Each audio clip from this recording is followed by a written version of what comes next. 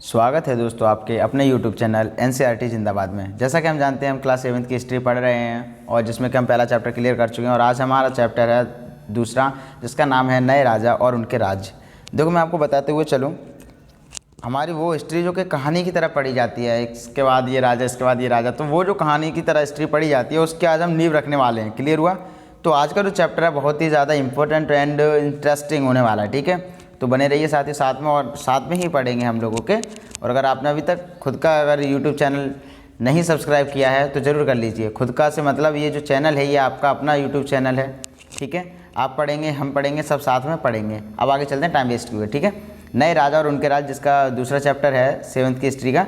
तो देखो क्या क्या कहा क्या गया है, तो देखो हम पहले ये देख लेते हैं, कुछ अलग से तो नहीं दिया है इस चैप्टर में, तो नहीं है। ठीक है, चलो अब पढ़ना स्टार्ट करते हैं। 7वीं शताब्दी के बाद, 7वीं शताब्दी से आप समझ चुके होंगे, अब मैं बार बार बताना वैसे सही नहीं लगता है, लेकिन मैं फिर बता दे रहा हूँ आपको। 7वीं शताब्दी का मतलब ये है 6 से 1 से लेकर जितने भी 7 तक पहुँचे होंगे। ठीक है ना, 7 जहाँ तक स्टार्ट होगी वो सब 7वीं शताब्दी होती है, जैसा कि मैं आपको पहले विस्तार से बता चुका हूँ। क्लियर, मैं सिर्फ हिंट दे रहा हूँ कि बाद कई राजवंशों का उदय हुआ। मतलब जो पहले राजवंश थे वो तो थे, बल्कि उसके बाद में और भी कई राजवंश हुए। राजवंश का मतलब आप जानते होंगे। ठीक है, वह वंश जिनमें जिससे राजा निकलते थे वह राजवंश होते थे। तो राजवंशों का उदय हुआ। मानचित्र 1 में उपमहाद्वीप के विभिन्न हिस्सों में 7वीं से लेकर 12वीं शताब्दी के बीच शासन करने वाले प्रमुख राजवंशों को दिखलाया गया है। कहने का मतलब ये है 7वीं से लेकर 12वीं, कहने का मतलब 5 साल। ठीक है, यानी 5 साल में कितने शासक हुए, कौन कौन से स्थान पर हुए, सो दिखाया गया है ये। ठीक है, अब कैसे, तो देखो जो मैन है तो ये यहाँ पर देख लो। एक गुर्जर प्रतिहार, राष्ट्रकूट, पाल, चोल, चहमानों यानी कि चौहानों स्थान का निर्धारण किया। मतलब ये जो हैं ये निर्धारण किया इन लोगों के स्थान के हिसाब से। क्या आज आप उन राज्यों की पहचान कर सकते हैं जिन पर उनका नियंत्रण था? चलो पहले देख तो ले कौन कौन से थे, है क्या नहीं, तभी तो करेंगे। अब देखो ये जो हैं 7वीं 12वीं शताब्दी के प्रमुख राज्य, तो ये हैं राज्य, ये हैं कौन कौन से, तो देखो अब आप यहाँ पर परिवर्तनशील सीमा, ये देखो कौन कौन से, तो देखो सायस, कश्मीर, ठीक है, अब ये मुल्तान के अरब और मंसूर के अरब, अनरटा, परमार। अब देखो ये सारी चीज़ें, ये देखो दिख रहा है ये। अब ये जो ये लगे हुए हैं, ये चीज़ ब्लैक पॉइंट, ये तो जगह हैं, ये राज्य हैं। ठीक है, कन्नौज, इंद्रप्रस्थ, ये ठीक है। अब इधर की साइड आ रही है तिब्बत वगैरह, नेपाल, ये चीज़ अलग है। क्लियर हुआ?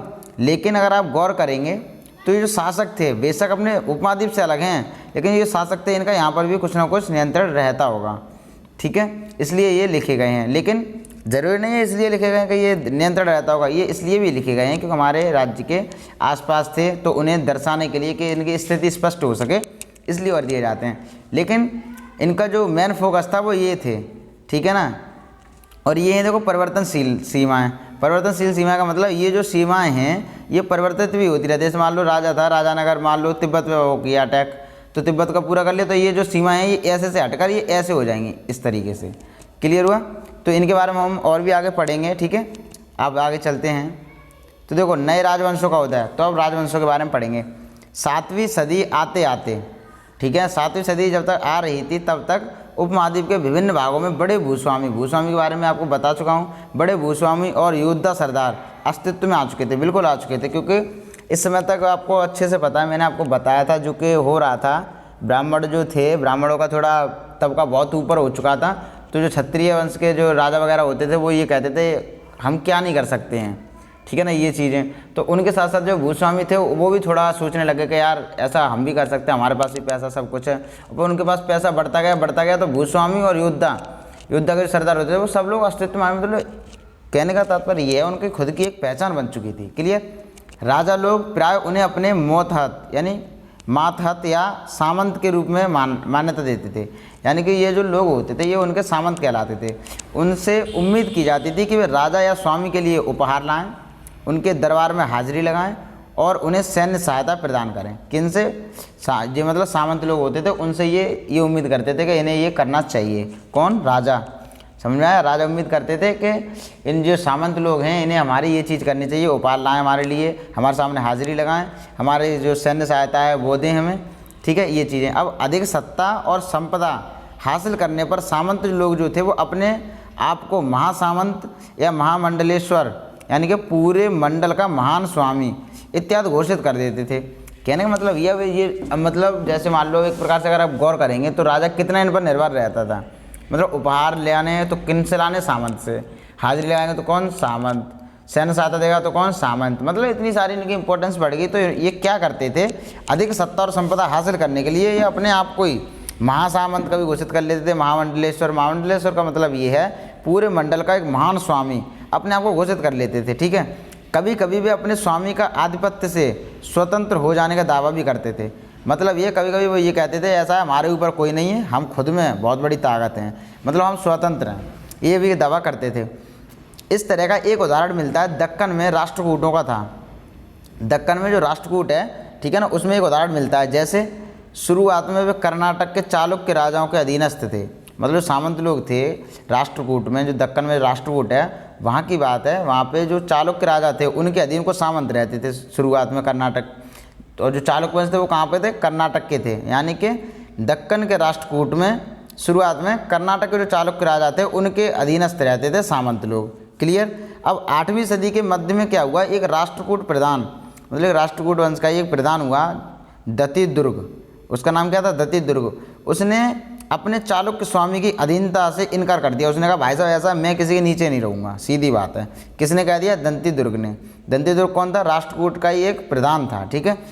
अब उसे हराया हिरण्यगर्भ, शाब्दिक अर्थ जिसका होता है सोने का गर्भ। समझ के चलना। जो आप जैसे मान लो इंटरव्यू में जाते हो तो आप बताओगे कि जो हिरण्यगर्भ था उन्होंने उसे हराया, तो मुझे हिरण्यगर्भ का मतलब क्या होता है, तो आप कहेंगे सोने का गर्भ। क्लियर। अब नामक एक अनुष्ठान किया, समझ के चलना। मतलब चालुक्य स्वामी की अधीनता से इनकार कर दिया, उसे हराया और हिरण्यगर्भ नामक एक अनुष्ठान किया। एक अनुष्ठान किया, अनुष्ठान कौन करते थे, पुरोहित लोग, ठीक है। तो देखो जो अनुष्ठान किया तो उसका नाम था हिरण्यगर्भ।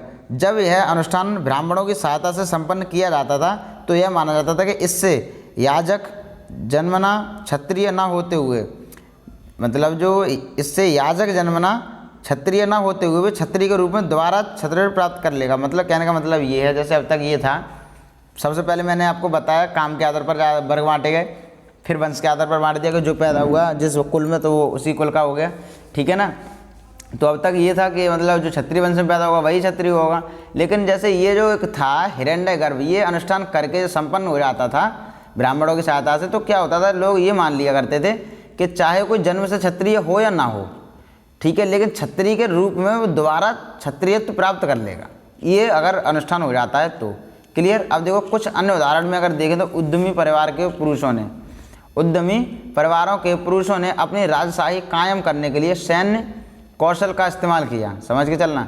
मिसाल के तौर पर कंदव था, मयूर शर्मण और गुर्जर प्रतिहार हरिश्चंद्र ब्राह्मण थे, ठीक है।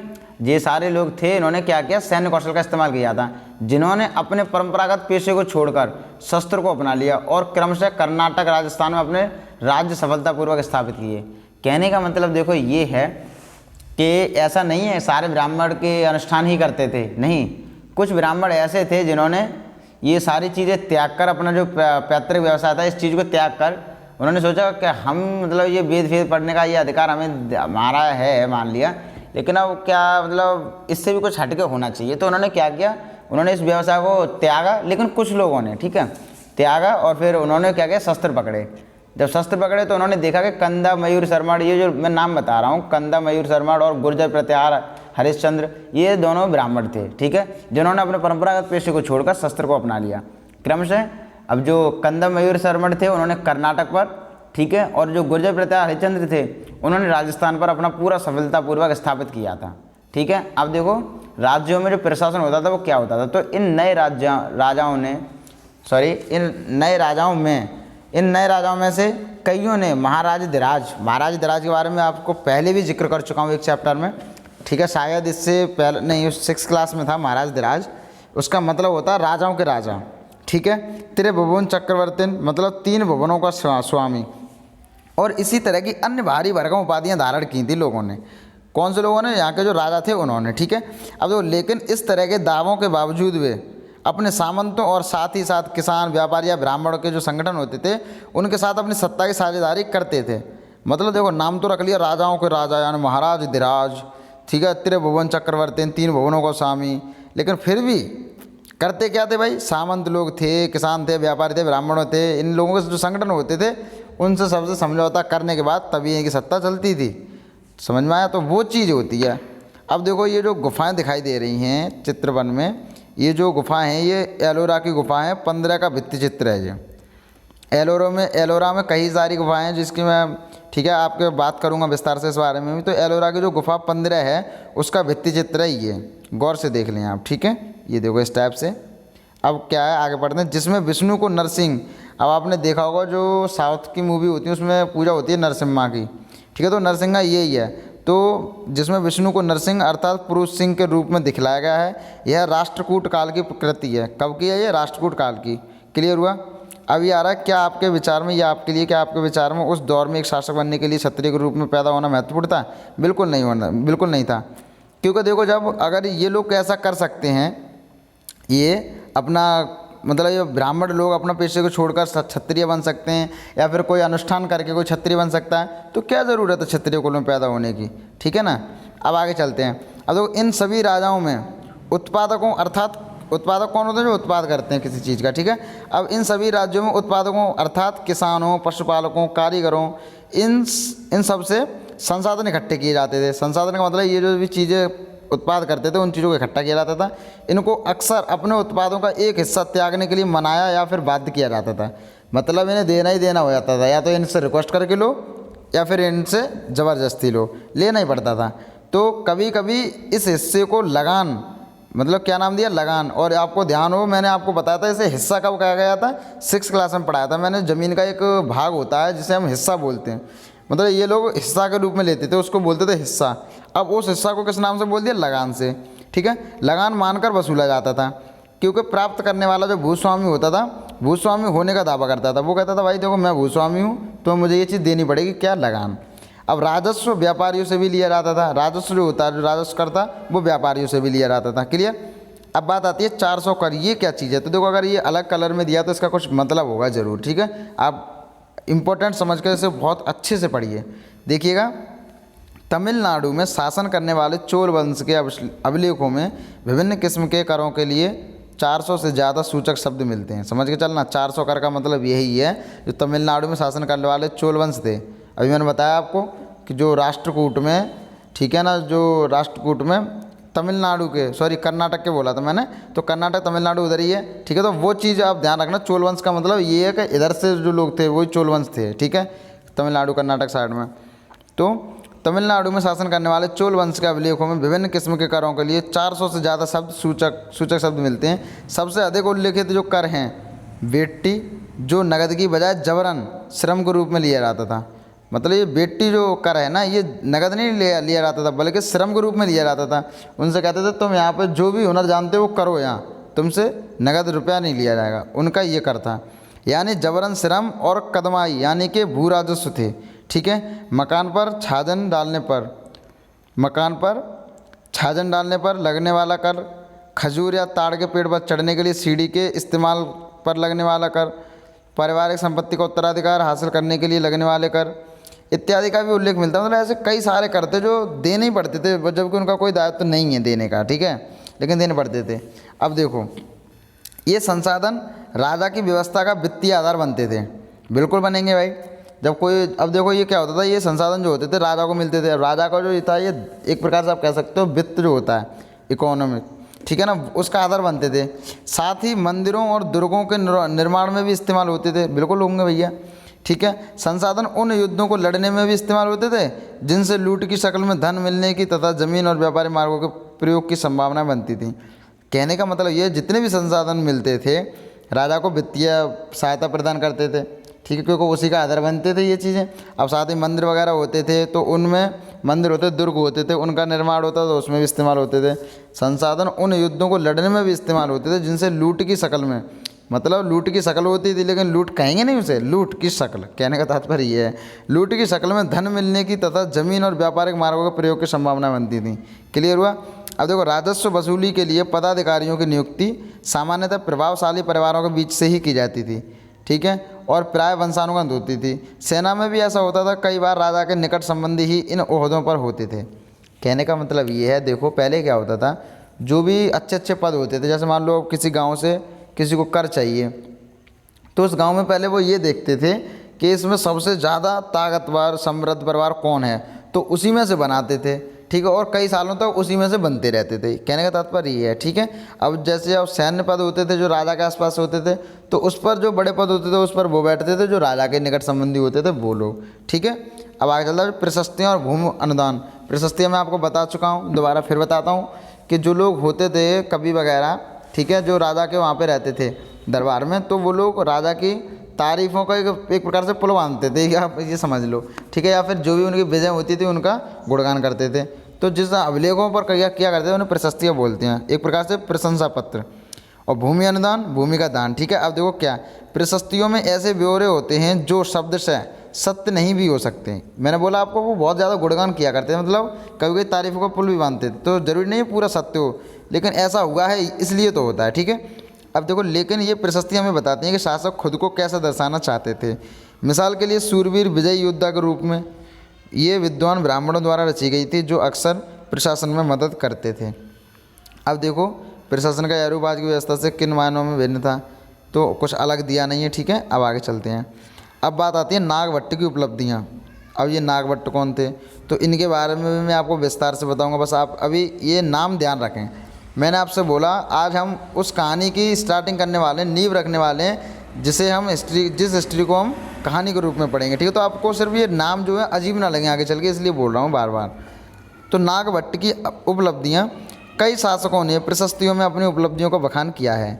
आपने पिछले साल गुप्त शासक जो थे समुद्रगुप्त जो थे उनके बारे में पढ़ा था, उसमें पैसे वगैरह निकले थे, सिक्के वगैरह, उस पर इनका चित्र था, बीड़ा बजाते हुए, सारी चीज़ें थी। अब मैं दोबारा टाइम नहीं करूँगा वेस्ट, लेकिन आपको ऐसे ही हिंट देते हुए चलता हूँ। तो संस्कृत में लिखी गई थी, संस्कृत में लिखी गई ग्वालियर मध्य प्रदेश में पाई गई एक प्रशस्ति में प्रतिहार नरेश, यानी कि मैंने प्रतिहार अभी जो वंश बताया था उनके नरेश थे नागभट्ट। ठीक है, कहने का मतलब नागभट्ट थे, उनके राजा थे, जो प्रतिहार वंश था उनका राजा था ये, जिसका नाम था नागभट्ट। उनके कामों का वर्णन इस प्रकार किया गया, तो देखो कैसे किया गया, अब सुनना आप अच्छे से। आंध्र, सैंधव, विदर्भ और कलिंग के राजा उनके आगे तभी धराशायी हो गए जब वे राजकुमार थे। उन्होंने कन्नौज के शासक चक्रयुद्ध को विजित किया। उन्होंने बंग, अनर्त, मालवा, किरात, तुरस्क, वत्स, मत्स्य, उत्तर भारत के राजाओं को जो बोलते हैं राजाओं को पराजित किया। कहने का मतलब ये देखो कैसे, मतलब उन्होंने ये कहा है जब हमारे नागभट्ट राजा थे, ठीक है, तो आंध्र, सैंधव मतलब सिंध था वो, विदर्भ यानी महाराष्ट्र का एक हिस्सा है उसे विदर्भ बोलते हैं, और कलिंग यानी उड़ीसा का जो एक हिस्सा है वो, तो इन लोगों ने तो राजा के आगे तभी सरेंडर कर दिया था जब हमारे राजा बहुत छोटे थे, जब वो राजकुमार थे। इतनी देखो कितनी तारीफ़ों का पुल बांध दिया। ठीक है, अब ये तारीफ़ों का पुल भी हो सकते हैं और नॉर्मल बात भी हो सकती है, लेकिन ये ज़रूरी नहीं है कि इन्होंने लड़ाई करी होगी। ठीक है ना, लेकिन ये थोड़ी आप देख रहे होंगे कि अतिशयोक्त अलंकार का बहुत प्रयोग किया गया है। ठीक है, अब देखो उन्होंने कन्नौज के शासक चक्रयुद्ध को विजित किया। उन्होंने बंग यानी बंगाल का हिस्सा एक बंग, उसे अनर्त यानी गुजरात का हिस्सा, मालवा यानी मध्य प्रदेश का हिस्सा, किरात वनवासी, तुरुष्क तुर्की, अब वत्स मत्स्य यानी दोनों उत्तर भारत के राज्य, इन सब को पराजित किया। इसका मतलब ये है। अब देखो इस अभिलेख में उल्लेखित इलाकों में से कुछ को मानचित्र एक में ढूंढने की कोशिश करें। दूसरे राजाओं ने भी इसी तरह के दावे किए थे, आपके विचार से ऐसे दावे उन्होंने क्यों किए होंगे, अब ये आप खुद सोच सकते हैं। ठीक है, अब देखो चित्र दूसरा दिया, तो ये क्या है, यह थोड़ा संस्कृत और थोड़ा तमिल में लिखा हुआ ताम्र पत्रों का एक संग्रह है, जिसमें 9वीं सदी में एक शासक के द्वारा दिए गए भूमि अनुदान का उल्लेख है। जिन कड़ियों से ये पत्र जुड़े हैं उन पर राजसी मुहर लगी है, यह बतलाने के लिए कि यह एक प्रमाणिक दस्तावेज है। कहने का मतलब ये देखो आप देख पा रहे होंगे, ये एक मुहर दिख रही होगी आपको, ये लगी हुई है, ये मुहर है, और ये जो है ये ताम्रपत्र हैं। एक प्रकार से आप ये कह सकते हैं ये एक बैनामा है किसी ऐसे के नाम जैसे दान किया जाता है। ठीक है, तो कहने का मतलब, और ये जो लिखे हुए हैं संस्कृत में है और थोड़ा तमिल, दो भाषाओं का प्रयोग किया गया है यहाँ पर इनमें। ठीक है, ये है ताम्रपत्र। क्लियर हुआ। अब देखो अब ये होते कितने थे, तो जो लोग प्राय ब्राह्मणों को भूमि अनुदान से पुरस्कृत करते थे, ब्राह्मण जो लोग होते थे उनको भूमि अनुदान से पुरस्कृत करते थे। ये ताम्रपत्रों पर अभिलिखित होते थे, लिखित में होते थे कि हाँ भाई हम दान कर रहे हैं। जो भूमि पाने वाले को दिए जाते थे, मतलब ब्राह्मणों को दिए जाते थे कि लो भाई हमने आपको दान किया। समझ में आया। अब बढ़ते हैं आगे। देखो फिर बात आती है भूमि के साथ क्या क्या दिया जाता था, मतलब भूमि तो अनुदान कर दी लेकिन उसके साथ क्या क्या दिया जाता था, तो अब वो पढ़ेंगे हम, ठीक है। अब देखो यह है चोलों के द्वारा दिए गए एक भूमि अनुदान के तमिल भाग का एक अंश है, मतलब ये जो दिया गया है ये तमिल भाग का एक अंश है जो कि चोल वंश के राजा थे उन्होंने दिया था किन्हें, ब्राह्मणों को, ठीक है। अब देखो हमने मिट्टी की मेड़ें बनाकर साथ ही कांटेदार झाड़ियाँ लगाकर भूमि की सीमाओं को चिन्हित कर दिया है। इस भूमि पर ये चीज़ें हैं, मतलब कौन कौन सी चीज़ें हैं उनको बताया जाएगा। फलदार वृक्ष हैं, पानी है, भूमि है, बगीचे और फलोद्यान, पेड़, कुएँ, खुली जगह, चारागाह, एक गाँव, बावी, चबूतरे, नहरें, खाइयाँ, नदियाँ, दलदली ज़मीन, हौज़, अन्नागार, मछलियों के तालाब और मधुमक्खियों के छत्ते और गहरी झीलें। जिसे यह भूमि मिलती है वह इससे कर वसूली कर सकता है।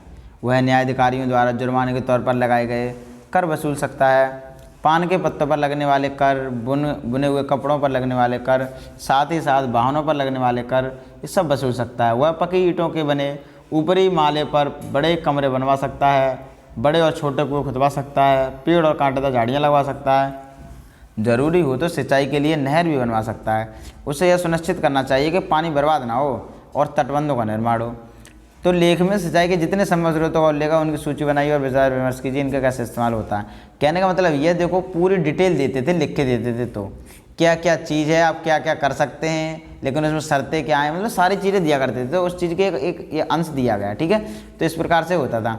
अब देखो 12 में अब ऐसा नहीं है, अब जैसे हम लोग शायद ये सोच रहे हो कि ज़मीन दिया तो सिर्फ ज़मीन ही ज़मीन उनकी है, बाकी कुछ नहीं, तो वो चीज़ बताई गई है इसमें। ज़मीन के साथ साथ क्या था, या ज़मीन के साथ साथ ये मान लो तालाब है मछलियों का, तो वो भी दिया, ठीक है। तो जो भी चीज़ें तुम दे रही हो तो उस एक एक चीज़ का वर्णन करना होगा आपको, ठीक है। ये चीज़ 12वीं शताब्दी में एक बृहद संस्कृत काव्य भी रचा गया। कहने का मतलब 12वीं शताब्दी जब आई तो एक बहुत बड़ा संस्कृत का काव्य रचा गया जिसमें कश्मीर पर जो भी राजा शासन करते थे उनका इतिहास दर्ज है, ठीक है। और इसे किसने रचा, तो कल्लड़ नामक एक रचनाकार थे, उन्होंने इसे रचा। कल्लड़ ने अपनी वृत्तांत लिखने के लिए शिलालेखों, दस्तावेजों, प्रत्यक्षदर्शियों के वर्णनों और पहले के इतिहास समेत अनेक तरह के कई स्रोतों का इस्तेमाल किया है। प्रशस्तियों के लेखकों से भिन्न वह अक्सर शासकों और उनके नीतियों के बारे में आलोचनात्मक रुख दिखलाता है, इसलिए 12वीं सदी के लिए असाधारण ग्रंथ था। कहने का मतलब ये है, ये जो ग्रंथ रचा गया या फिर काव्य रचा गया तो ये संस्कृत में था, बहुत बड़ा था। इसमें था क्या, तो कश्मीर में जो भी लोग या राजा शासन करते थे उनका इतिहास दर्ज था।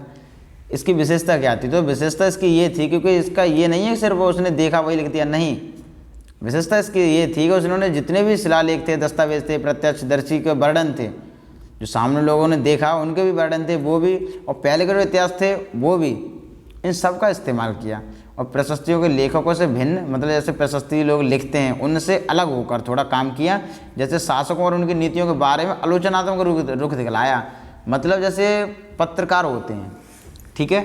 अब आप आज की अगर देखेंगे तो बहुत सारी मीडिया ऐसी है जो सरकार के फेवर में चलती है, लेकिन कुछ मीडिया ऐसी है जो सरकार के फेवर में भी नहीं चलती है लेकिन किसी के फेवर में नहीं चलती, वो अपने एक आलोचनात्मक डाउट रखती है, एक प्रकार से हमेशा बात करती है तो उसमें कुछ निकालेगा अपने हिसाब से, ठीक है। तुम कर रहे हो वो सही है, कोई दिक्कत नहीं है, उसका भी समर्थन करेगी, सही चीज़ का भी समर्थन करेगी, लेकिन जो गलत चीज़ है उसका विरोध भी करेगी, ठीक है। तो वो चीज़ है। अब जैसे आप अगर पत्रकारों को अगर पहले के प्रशस्तिकार मान के चलें तो मैं आपको थोड़ा रिलेट करता हूँ। तो देखो क्या होता है, आज की जो समर्थक मीडिया है, ठीक है, तो वो मान लो वो वाले प्रशस्ति वाले जो हमेशा बड़ा चढ़ाकर बात करते थे वो, क्योंकि वो कभी भी गलती नहीं लिखते थे उन प्रशस्तियों में। लेकिन जो कुछ पत्रकार ऐसे हैं जो डाउट भी रखते हैं उसमें, अपने गलत चीज़ों का विरोध भी करते हैं, तो ऐसे प्रशस्तिकार थे ये, ठीक है। कौन, कल्लड़। इसलिए अब ये पहली बार ही ऐसा हुआ था कि भाई किसी राजा के बारे में आलोचना की हो किसी ने, तो ये एक असाधारण ग्रंथ था, साधारण नहीं था, क्योंकि जैसा सब करते थे वैसा नहीं किया इन्होंने, कुछ अलग किया, ठीक है। किसने किया, कल्लड़ ने, ठीक है। अब देखो धन के लिए युद्ध, बिल्कुल सही बात है भाई, धन के लिए भी युद्ध हुआ। अब कैसे हुआ, तो देखो आपने गौर किया होगा कि इनमें से प्रत्येक शासक राजवंश का आधार, इनमें से प्रत्येक शासक राजवंश का आधार कोई क्षेत्र विशेष था। राजवंश का जो आधार होता था वो कोई क्षेत्र विशेष होता था, तो वे दूसरे क्षेत्रों पर भी नियंत्रण करने का प्रयास करते रहते थे, बिल्कुल करते रहते थे। तो अब आगे चलते हैं, देखो हाँ, एक विशेष रूप से वांछनीय क्षेत्र था। गंगा घाटी में कन्नौज नगर जो था वो। कहने का मतलब अब जो गुर्जर प्रतिहार और राष्ट्रकूट और पाल वंश के जो शासक थे वो सदियों तक कन्नौज के ऊपर नियंत्रण को लेकर आपस में लड़ते रहते थे। मतलब ये सब लोग आपस में लड़ते रहते थे कि मैं शासन करूँगा कन्नौज पर, मैं करूँगा, इस तरीके से लड़ते रहते थे। ठीक है, क्योंकि इस लंबी चली लड़ाई में 3 पक्ष थे। 3 पक्ष कौन कौन से थे? गुर्जर प्रतिहार, राष्ट्रकूट और पाल वंश, ये 3 लोग थे। चूँकि इस लंबी लड़ाई में 3 पक्ष थे, क्लियर, इसलिए इतिहासकारों ने प्राय इसकी चर्चा त्रिपक्षीय संघर्ष के रूप में की है। कहने का मतलब ये, अगर कोई आपसे ये पूछता है कि अपने इतिहास में त्रिपक्षीय संघर्ष क्या है, या उसे थोड़ा मतलब एक्सप्लेन करिए, तो आप सीधा सीधा कहेंगे कि देखिएगा एक गंगा घाटी के नज़दीक एक क्षेत्र है जिसका नाम है कन्नौज नगर, गंगा घाटी में ही है। तो वहाँ पर 3 राजवंश थे जो कि उस पर नियंत्रण करने के लिए लड़ते रहते थे। कौन कौन से ऐसे थे? तो गुर्जर प्रतिहार, राष्ट्रकूट और पाल वंश। ठीक है, तो इसलिए इतिहासकारों ने इन तीनों की लड़ाई को देखते हुए, ठीक है ना, तो उसी को बोला त्रिपक्षीय संघर्ष। तो जैसा कि हम देखेंगे पृष्ठ 62 से लेकर 66 तक देखेंगे, तो शासकों ने बड़े बड़े मंदिरों का निर्माण कराया, अपनी सत्ता और संसाधनों का प्रदर्शन करने का प्रयास किया था। ठीक है, बिल्कुल किया था, हमने पढ़ चुके भी हैं। ठीक है, और फिर अब आगे भी देखेंगे, हमने 6th क्लास में भी ये चीज़ पढ़ी थी और हम इसमें भी आगे देखेंगे। ठीक है, इसलिए जब भी एक दूसरे के राज्यों पर आक्रमण करते थे तो मंदिरों को भी अपना निशाना बनाते थे, जो कभी कभी बहुत अधिक संपन्न होते थे। आप अध्याय 5 में इसके बारे में पढ़ेंगे, तो हम आपको पढ़ाएंगे, काफ़ी मज़ा आएगा। अफ़गानिस्तान के गजनी का जो एक सुल्तान महमूद था, समझ के चलना, अफ़गानिस्तान जो हमारे भारत के, जो पाकिस्तान के ऊपर कहेंगे लेकिन हमारे भारत में थोड़ा सा उसका हिस्सा मिलता है। अफ़गानिस्तान के गजनी एक जगह है अफ़गानिस्तान में, उसका सुल्तान था सुल्तान महमूद। ऐसे शासकों में से सबसे प्रसिद्ध है जिसने मतलब मंदिर वगैरह तोड़वाए हैं। तो 997 से लेकर 1030 तक शासन किया और अपने नियंत्रण का विस्तार मध्य एशिया के भागों, ईरान उपमहाद्वीप के उत्तर पश्चिम हिस्से तक किया। ठीक है, वह लगभग हर साल उपमहाद्वीप पर हमला करता था। उसका निशाना थे संपन्न मंदिर, जिनमें से गुजरात का सोमनाथ मंदिर भी शामिल था। ध्यान रखना, जो गजनी का जो महमूद था ना सुल्तान, तो इसने बहुत वो कराया, मतलब महमूद गजनवी भी था एक। ठीक है, कहने का बात तात्पर्य ये है, लेकिन वो सुल्तान था, सुल्तान महमूद गजनवी। गजनवी क्यों था? क्योंकि गजनी का था, इसलिए उसका नाम था महमूद गजनवी। तो उसने क्या किया था, संपन्न मंदिर होते थे जितने भी, तो उस पर बहुत हमला किया था। तो उनमें से एक यही मतलब एक प्रसिद्ध ये है, तभी से फिर स्टार्ट हो गए और लोग भी। तो महमूद जो धन उठा ले गया, उसका बहुत बड़ा हिस्सा गजनी में एक वैभवशाली राजधानी के निर्माण में खर्च हुआ। मतलब जो लूट कर लेके गए उसका क्या किया उन्होंने, गजनी में बहुत बड़ी राजधानी थी, उसको बनवाया और उसमें खर्च किया। अब देखो सुल्तान महमूद अपने द्वारा जीते गए लोगों के बारे में कई बातें जानना चाहता था और उसने अल बरूनी नामक एक विद्वान को इस उपमहाद्वीप के लेखा जोखा लिखने का काम सौंप दिया। कहने का मतलब यह, सुल्तान महमूद गजनवी था, उसने अपने द्वारा जीते गए लोगों के बारे में कई बातें जाननी चाहिए। उन्होंने कहा भाई मैंने जिन्हें जीता है उनके बारे में मुझे कुछ जानना है। तो क्या जानना है? तो ये सारी चीज़ों का जो मैटर था, उसने अल बरूनी एक नामक वो था विद्वान, उससे कहा कि भाई आप ऐसा करो, इस चीज़ का लेखा जोखा रखो, ठीक है, इनके बारे में क्या जानकारी वो मुझे ला कर दो। तो अरबी में ये लिखी गई थी उसकी कृति, किताब अल हिंद, समझिए ना, किताब अल हिंद आज भी इतिहासकारों के लिए एक महत्वपूर्ण स्रोत है। अल बरूनी ने इसे तैयार करने के लिए संस्कृत के विद्वानों से परामर्श किया था। ठीक है, तो किताब अल हिंद किसकी कृति है? तो ये है भैया मेरे अल बरूनी की। किस भाषा में है? तो अरबी में लिखी गई है, लेकिन संस्कृत के जो विद्वान थे उनसे उन्होंने परामर्श भी लिया था। ठीक है, अब देखो युद्ध करने वाले दूसरे राजाओं में चाहमान भी थे। चाहमान का मतलब चौहान, मैंने आपको बताया था। तो युद्ध इन मतलब ऐसे ही युद्ध करने वाले जो राजा थे उनमें एक चाहमान भी थे, जो बाद में चौहान रुख के रूप में जाने गए। वे दिल्ली और अजमेर के आसपास के क्षेत्र पर शासन करते थे। समझ के चलना, ये जो चौहान वंश के वो शासक थे, ये क्या करते थे, तो दिल्ली और अजमेर के आसपास जितने भी क्षेत्र था उस पर शासन करते थे। उन्होंने पश्चिम और पूरब की ओर अपने नियंत्रण क्षेत्र का विस्तार करना चाहा। उन्होंने पश्चिम और पूरब की ओर अपने नियंत्रण क्षेत्र का विस्तार करना चाहा, जहां उन्हें गुजरात के चालुक्यों और पश्चिमी उत्तर प्रदेश के गढ़वालों से टक्कर लेनी पड़ी। चाहमानों का सबसे प्रसिद्ध शासक था पृथ्वीराज तृतीय। चाहमानों का सबसे प्रसिद्ध शासक था एक पृथ्वीराज तृतीय। ठीक है, इसने 1168 से लेकर 1192 तक बहुत वो किया, शासन किया, जिसने सुल्तान मोहम्मद गौरी नामक अफ़गान शासक को 1191 में हराया, लेकिन दूसरे ही साल 1192 में उसके हाथों में हार गया। जो पृथ्वीराज चौहान है उसकी भी एक कहानी लिखी है। ठीक है, लेकिन उसकी भी जो कहानी लिखी गई है उसका भी थोड़ा डिफरेंट मामला है। मैं आपको थोड़ा बता दूं क्या है कि इनकी जो कहानी लिखी गई है एक लेखक द्वारा लिखी गई थी, ठीक है, और लेखक का नाम मैं बता सकता हूँ लेकिन अभी वो नहीं बताऊँगा, और उनके नाम पर ही एक किताब लिखी गई, ठीक है। उनमें इनका एक प्रकार से व्याख्या की गई, ठीक है। तो व्याख्या क्या थी, तो उसका थोड़े हिंट दे रहा हूँ मैं। तो हिंट कुछ ऐसे है कि बोल दिया गया था कि उन्होंने कई बार हराया, लेकिन एक बार ऐसा हुआ कि उनकी आंखें बंद कर दी गई।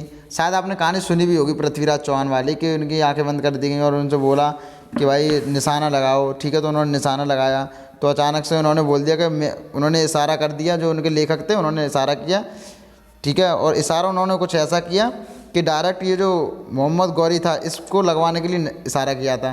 तो भाई उन्होंने ऐसे तीर मार दिया आंखें बंद करके, तो ऐसे मोहम्मद गौरी की मौत हो जाती है। ऐसा उस लेखक ने लिखा है, ठीक है। ये समझ के चलना है अब आपको। तो ये देखो हम आगे पढ़ेंगे, बहुत इंटरेस्टिंग कहानी हो जाती है, आगे चल के हम पढ़ेंगे, ठीक है। अब आगे चलते हैं। तो सुल्तान कौन होते थे, तो अरबी भाषा का शब्द है जिसका मतलब है शासक। अब सुल्तान का मैं आपको पहले ही बता चुका हूँ, सुल्तान एक उपाधि होती थी जो कि बगदाद के खलीफा जो शासक होते थे उन्हें देते थे, ठीक है। अब देखो आगे बढ़ते हैं क्या है, तो अब बढ़ते हैं इधर की साइड।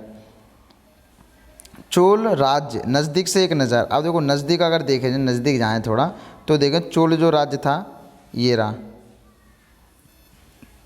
अब देखो यादव, यहाँ चालुक्य विक्रमादित्य के अंतर्गत इतना, कल्याणी ककातीय वंश ये, वेंगी दक्षिणी कलिंग और नोलामावादी, चोल जेरय कोच्चि गंगावादी बनवासी, ठीक है, सब देख के चलना।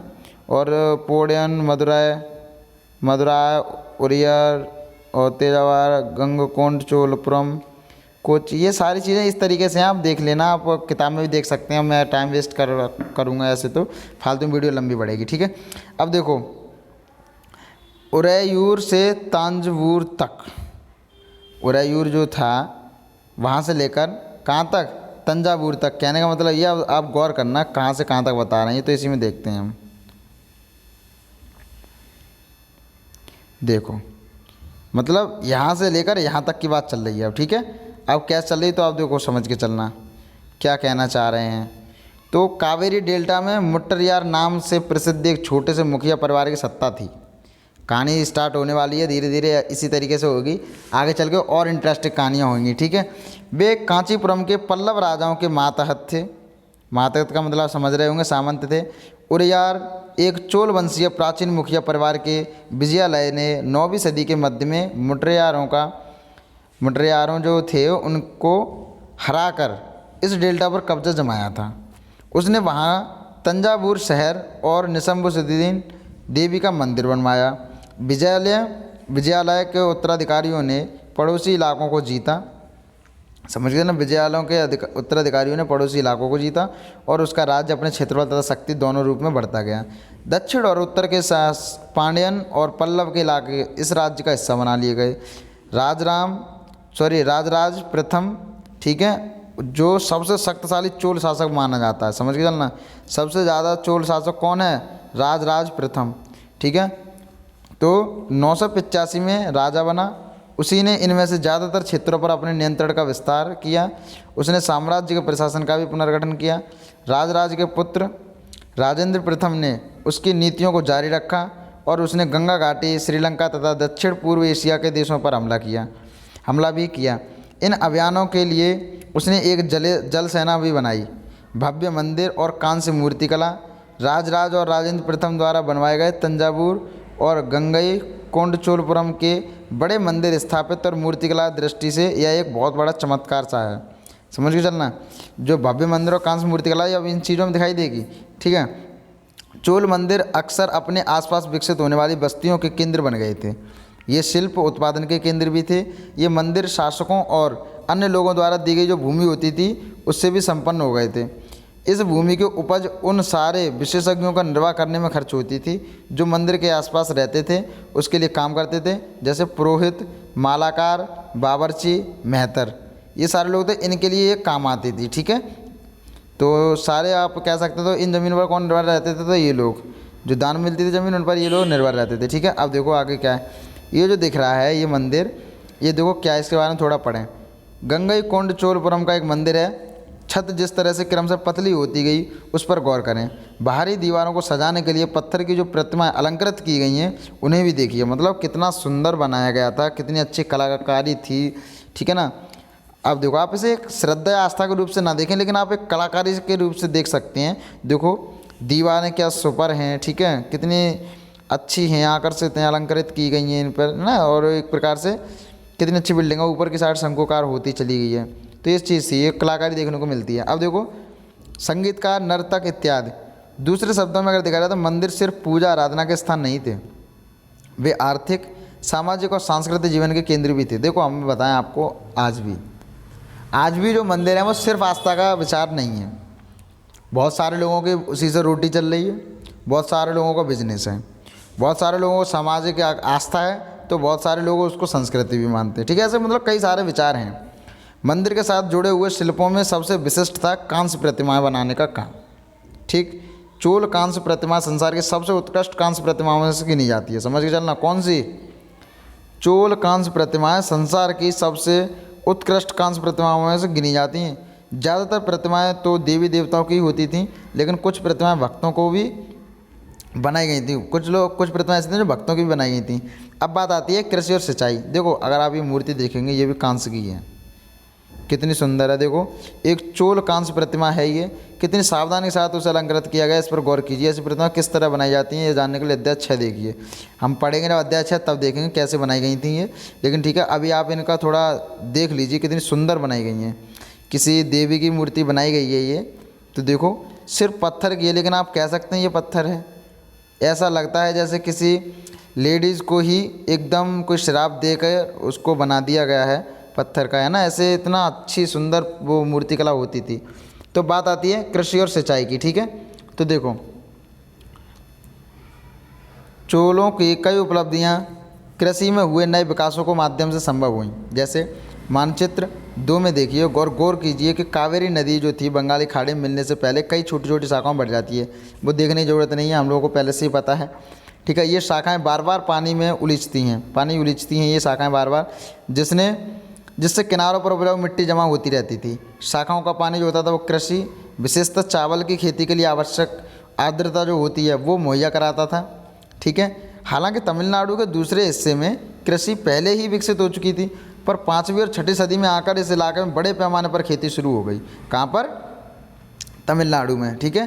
कुछ इलाकों में जंगलों को साफ़ किया जाना था और कुछ दूसरे इलाकों में ज़मीन को समतल किया जाना था।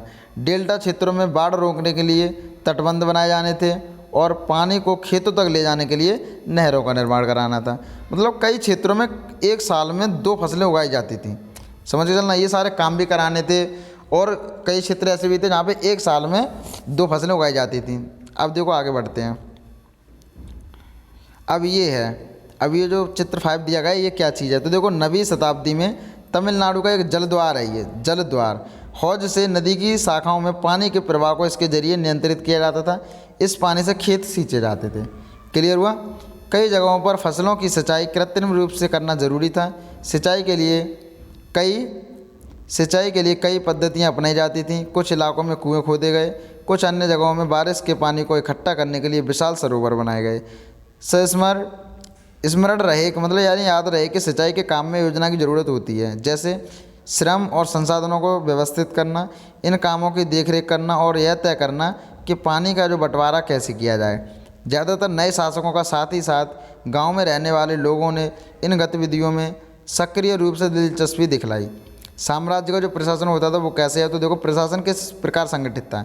किसानों की जो बस्तियाँ होती थीं जो उर कहलाती थी, किसानों की जो बस्ती होती थी इस शासन में तो जो उर कहलाती थी, ठीक है। तो सिंचित खेती के साथ साथ बहुत समृद्ध हो गई थी। समझ के चलना, सिंचित खेती के साथ बहुत समृद्ध हो गई थी। कौन? किसानों की बस्तियाँ, मतलब उर। इस तरह के गांव को समूह को इस तरह के जो गांव होते थे उनको क्या बोला जाता मतलब उन तरह के गांव के समूहों को क्या बोला जाता था? तो उन्हें बोला जाता नाडु। ग्राम परिषद नाडु न्याय करने और कर वसूलने जैसे कई प्रशासकीय कार्य करते थे। मतलब ये हो गया गांव का शासन। गांव में जो ये लोग नाडु होते थे वो क्या करते थे? वो करते थे कर वसूलते थे, न्याय भी करते थे, ठीक है। अब बेल्लाल जाति, बेल्लाल में आपको पहले ही बता चुका हूँ, इसके बारे में पढ़ चुके हैं बेल्लाल के बारे में। बेल्लाल जाति के धनी किसान जो होते थे उनको केंद्रीय चोल सरकार की देखरेख में नाडु के कामकाज में अच्छा खासा नियंत्रण हासिल था। उनमें से कई धनी भूस्वामी को चोल राजाओं ने सम्मान के रूप में मधुदेवलन यानी कि जो मुवेंद वेलन यानी कि 3 राजाओं को अपनी सेवाएं प्रदान करने वाला वेलन या फिर किसान, समझ के चलना। मुवेंद वेलन का जो अर्थ होता है वो होता 3 धनी भूस्वामी को चोल राजाओं ने सम्मान के रूप में एक उपाधि दी, मुवेंद वेलन, ठीक है। उसका अर्थ होता है कि 3 राजाओं को अपनी सेवाएं प्रदान करने वाला वेलन कह लो उसे या फिर किसान कह लो, ठीक है। अरैयार यानी प्रधान जैसे उपाधियां दी और उन्हें केंद्र में महत्वपूर्ण राज्य के पद सौंपे गए। क्लियर हुआ। अब देखो, और ये थोड़ा रह गया, ये क्या चीज़ दिया हुआ, तो चित्र जो 5 है ये तो पढ़ ही लिया, चलो ये हुआ क्लियर। अब देखो ये शायद ये लास्ट ही पेज है मेरे हिसाब से, इसके बाद और हैं, चलो पढ़ते हैं अपने को क्या, क्योंकि मैं नहीं चाहता कि दूसरा पार्ट इसका अलग से बनाऊँ, मैं सोच रहा हूँ एक ही में हो जाए, वीडियो लंबी हो जाएगी कोई बात नहीं है, लेकिन अगर आप पूरी देखेंगे तो अच्छा लगेगा, क्योंकि नींव अगर रख जाती है अच्छी सी तो घर भी बहुत सुंदर बनता है। तो भूमि के प्रकार, तो भूमि के जैसे प्रकार की थी, तो देखो चोल अभिलेखों में भूमि की विभिन्न कोटियाँ को उल्लेख मिलता है, जैसे बेलन बगाई यानी कि गैर ब्राह्मण किसान स्वामी की भूमि, ठीक है। ब्रह्मदेह यानी ब्राह्मणों को उपहार में दी गई भूमि, और जो कौन सी है, ये है शाला भोग यानी किसी विद्यालय के रखरखाव के लिए भूमि। अब देवदान तिरुनवटुक्कनी मंदिर को उपहार में दी गई भूमि, और ये पल्लिचद्दम जैन संस्थानों को दान में दी गई भूमि, ठीक है। यानी कितने प्रकार की हो गई है, 1 2 3 4 5 प्रकार की भूमि होती थी। क्लियर। हमने देखा कि ब्राह्मणों को समय समय पर भूमि अनुदान या ब्रह्मदेह प्राप्त होता था, जो वो ब्राह्मणों को जो भूमि दान करते थे उसको क्या बोलते थे, ब्रह्मदेह, ठीक है। तो परिणाम स्वरूप कावेरी घाटी और दक्षिण भारत के दूसरे हिस्सों में ढेरों ब्राह्मण बस्तियां अस्तित्व में आईं। ब्राह्मण ब्रह्मदेह की देखरेख प्रमुख ब्राह्मण भूस्वामी की एक सभा द्वारा की जाती थी। ये सभाएं बहुत कुशलतापूर्वक काम करती थीं। इनके निर्णय शिलालेखों में प्राय मंदिरों की पत्थरों की दीवारों पर ब्यौरेवार दर्ज किए जाते थे।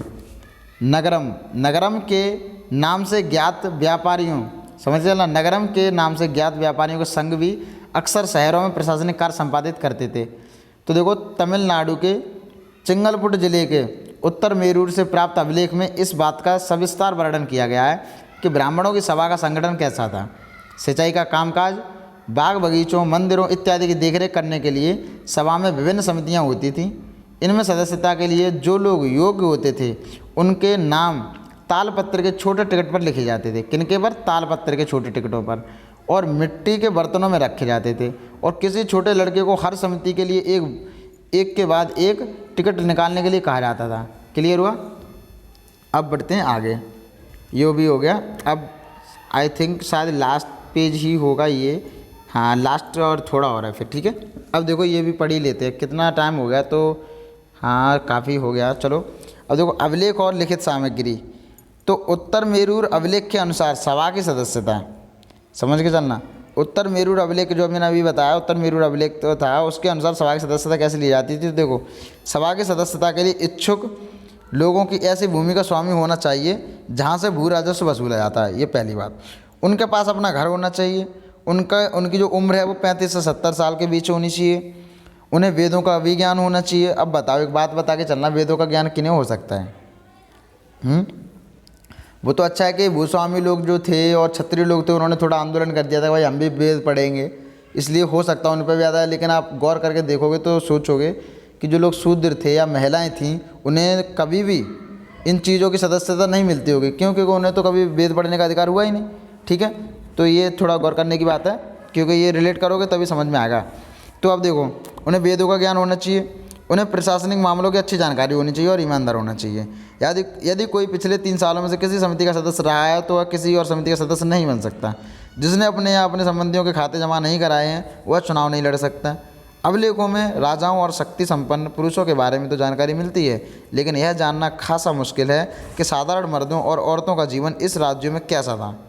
साधारण मर्दों का मतलब ये है, जैसे मैंने आपको बताया, जो शूद्र लोग थे या फिर मतलब गरीब लोग जितने भी थे उनके बारे में ये चीज़ बताई गई है। तो इनका जीवन कैसा था ये आप खुद ही जान सकते हैं, ठीक है। 12वीं शताब्दी की तमिल कृति पेरिया पूरणम से एक उद्धरण। अब देखो क्या मतलब, अडनूर की सरहदों पर फूस की पुरानी छाजनों वाली छोटी छोटी झोपड़ियों से अटापड़ा पुलाया एक ऐसा समूह होता है जिसे ब्राह्मणों और बेललाल प्रतिष्ठित समाज के बाहर मानते हैं। ठीक है, लोगों का एक छोटा सा प्रवाह था, ठीक, जिसमें ओछे किस्म के पेशों में लगे खेतिहर मजदूर रहते थे। इन सब के बारे में बात कर चुका हूँ, खेतिहर मजदूर कौन होते थे बता चुका हूँ मैं। चमड़े की पेटियों से घिरे हुए झोंपड़ियों के अहातों में छोटे मुर्गे मुर्गियाँ झुंडों में घूमते रहते थे। गहरे रंगों के बच्चे जो काले लोहे के कंगन पहने हुए थे छोटे पिल्लों को उठाए उछलते चल रहे थे। और मारूदू पेड़ों की छाया में एक मजदूरनी ने अपने बच्चे को चमड़े की एक चादर पर सुला दिया। आम के पेड़ भी थे जिनकी शाखाओं पर नगाड़े लटके हुए थे और नारियल के पेड़ों के नीचे ज़मीन में बने गड्ढों में छोटे सिरों वाली कुतियाँ यानी पिल्लों को दूध पिलाने के बाद लेटी हुई थी। लाल कलगी वाले मुर्गे ने पौ फटने से पहले तगड़े पुलियार यानी पुलाया का जो बहुवचन होता है उसे बोलता है पुलियार, उसको दिन के काम पर जाने की हाँक लगाते हुए बांग दे दी। धान कूटती लहरदार बालों वाली पुलाया स्त्रियों के गाने की आवाज़ रोज़ाना कांजी वृक्ष की छाया में फैलती थी। ठीक है, ये चीज़ दिखाई गई है, एक थोड़ा अंश दिया गया है इसका। ठीक है, अब देखो ये हैं, क्या आपको लगता है ये आपके लिए ही हैं? ठीक है, आप कर सकते हैं थोड़ा और इन पर मंथन किया करें तभी अच्छा है। अब ये अन्यत्र दिया एक्स्ट्रा नॉलेज, तो देखो ताग वंश के युग का चीन, जब ताग वंश था उसके शासन में चीन कैसा था। तो देखो चीन में ताग राजवंश के तहत एक साम्राज्य स्थापित हुआ जो लगभग 300 वर्षों तक 7वीं से लेकर 10वीं शताब्दी तक चला या सदी तक चला, सत्ता में रहा। इसकी राजधानी शियान दुनिया के सबसे बड़े नगरों में से एक थी, जहाँ तुर्की, ईरानी, भारतीय, जापानी और कोरियाई आया जाया करते थे। तांग साम्राज्य परीक्षा के माध्यम से नियुक्त की गई थी, नौकरशाही द्वारा प्रशस्त। ठीक है, यानी तांग साम्राज्य जो था परीक्षा के माध्यम से नियुक्त की गई नौकरशाही उसके द्वारा प्रशासित होता था। इन परीक्षाओं में हर इच्छुक व्यक्ति बैठ सकता था। अधिकारियों के चयन की यह व्यवस्था जो थी कुछ बदलावों के साथ 1911 तक कायम रही। भारतीय उपमहाद्वीप में प्रचलित व्यवस्थाओं में से यह व्यवस्था किन मायनों में भिन्न थी, तो आप भी देख सकते हैं। अब देखो ये है क्वेश्चन, गुर्जर प्रत्याहार कहाँ पर था आप खुद देखें। राष्ट्रकूट मैंने आपको स्थान दिखाए थे साथ साथ, ठीक है, ये आप उनसे मिला सकते हैं। त्रिपक्षीय संघर्ष, तो देखो मैंने आपको अलग से इसका क्वेश्चन बताया था त्रिपक्षीय क्या हो सकता है। चोल साम्राज्य में सवाकी के समिति का सदस्य बनने के लिए आवश्यक शर्तें क्या थी, तो अभी दिखाई गई थी इसी अंश में। चामानो नियंत्रण में आने वाले 2 प्रमुख नगर कौन सा है, ये भी मैंने आपको बताया था। अब देखो ये सारे आप कर सकते हैं, ठीक है, और अगर नहीं आता, हाँ ये बीज शब्द और देख लें आप। सामंत किसे कहते थे मैंने आपको बताया, मंदिर, नाडु, सभा, सारी चीज़ें मैं आपको बता चुका हूँ। वैसे इनको थोड़ा डिटेल में डेट्स देनी चाहिए, लेकिन अगर डेट नहीं आई होंगी इसलिए नहीं दी हैं। ठीक है, अब मैं आपको नेक्स्ट टाइम पढ़ाऊँगा दिल्ली के सुल्तान। ठीक है, यानी कि कहानी हमारी नींव रख चुकी है। अब दिल्ली के सुल्तान है तो दिल्ली के सुल्तानों के बारे में यहाँ से हम पूरी स्टार्ट करेंगे और स्टोरी को स्टार्ट करेंगे। अब हम हिस्ट्री को स्टोरी के हिसाब से पढ़ेंगे। ठीक है, वीडियो अगर पसंद आई हो तो लाइक ज़रूर करना और हमारे चैनल को सब्सक्राइब जरूर करना, क्योंकि ये हमारा चैनल सिर्फ हमारा चैनल नहीं है, ये आपका अपना भी चैनल है। ठीक है, तो NCERT जिंदाबाद, और अपना ख्याल रखिए। विशेष प्रकार से जितनी भी हमारी महिला छात्रा हैं वो या फिर जो लड़कियां हैं अपना बहुत अच्छे से ख्याल रखिएगा, क्योंकि हाथरस, बलरामपुर ये सारी जो घटनाएं हो रही हैं, ठीक है ना, इनसे आपको सावधान रहना है। और अगर ऐसी कोई भी बात, अगर आपके आसपास भी कोई लड़का अगर ऐसा आपको देखता है, ठीक है, तो आपको अपने घर पर जाकर शिकायत कर देनी है, बोल देना है। ठीक है, और अगर किसी लड़के में अगर ऐसी कुछ आदतें हैं तो आप कृपया करके अपनी बहन की खातिर, बेटी की खातिर, या फिर अपने घर में जो भी वे लड़कियां हैं उनकी खातिर, या फिर आपकी जो भी अच्छी सी दोस्त हैं उनकी खातिर आपके अपने रवैये में बदलाव लाइए। ठीक है, और अच्छे से रहिए और रहने दीजिए सबको। ठीक है, और अगर कोई भी आपके आसपास कोई ऐसा वो है तो उसका हेल्प भी करिए। ठीक है, जो कि वो किसी भी एक प्रकार से कह सकते हैं जल्लाद लोगों के शिकार ना हो पाए बच्चे। ठीक है, और अपना ख्याल रखिए, घर पर रहिए, सेफ रहिए। ठीक है, तो और पढ़ाई करते रहिए। Thank you so much.